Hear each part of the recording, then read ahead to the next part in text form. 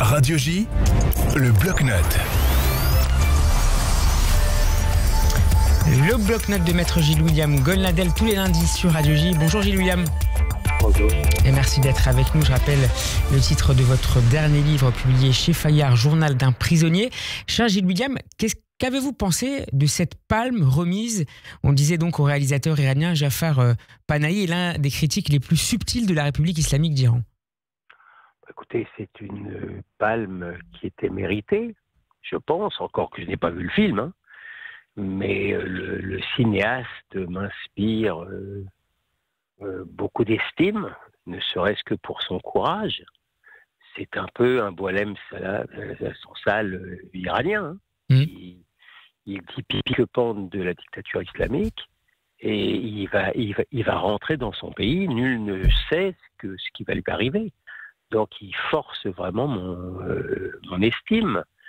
Cela étant, vous remarquerez, c'est un peu ce que j'écris déjà dans mon article du Figaro aujourd'hui, vous remarquerez que la République des Mollahs n'a pas suscité la moindre pétition des courageux artistes de la Croisette, smoking.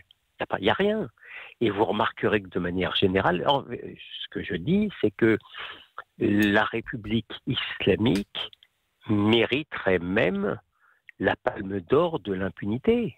C'est quand même un pays qui voile de force ses femmes, qui pend ses homosexuels, qui finance le terrorisme international du Hamas jusqu'au Hezbollah, qui torture ses opposants et, bizarrement, qui ne fait l'objet d'aucune condamnation médiatique, politique particulière, y compris de l'ONU, à croire que le fait qu'elle ait juré la destruction d'un État démocratique, du seul État démocratique du Proche-Orient, et donne un pouvoir secret, maléfique, d'obtenir l'impunité. Mais vous ne considérez pas qu'en consacrant samedi le film de Panahi, Un simple accident, c'est aussi toutes ces pratiques de la République islamique d'Iran qui ont été condamnées par le jury?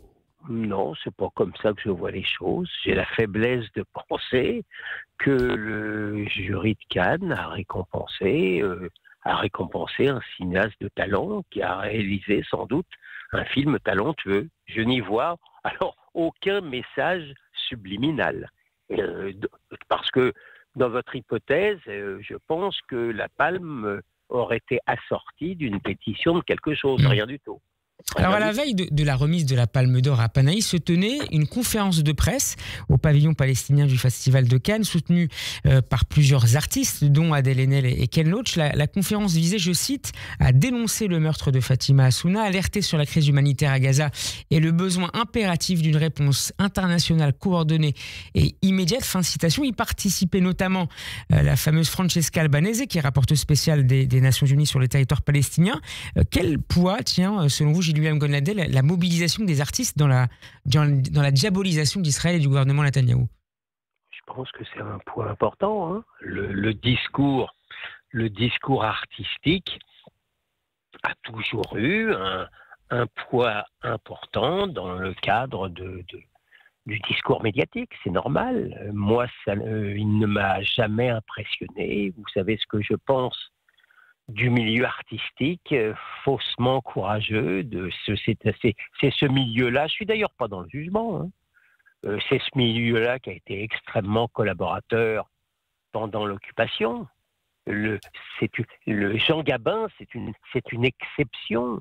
En vérité, les artistes, ils sont pas mieux que les autres, sauf qu'ils disent qu'ils sont mieux et qu'ils sont plus courageux, plus intelligents. Ça m'a jamais frappé, hein.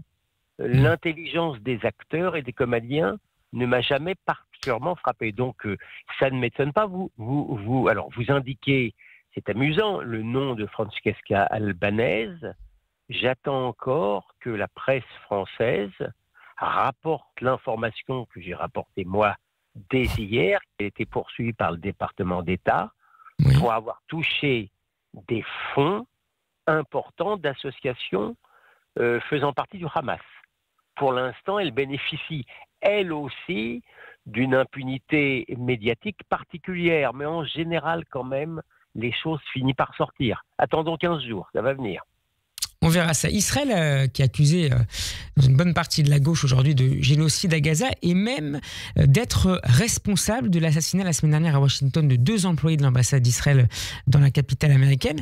Finalement, dans ce schéma, Gilles-William Gonladel, tous les Juifs sont désormais des cibles et Israël est le seul coupable de cette haine meurtrière.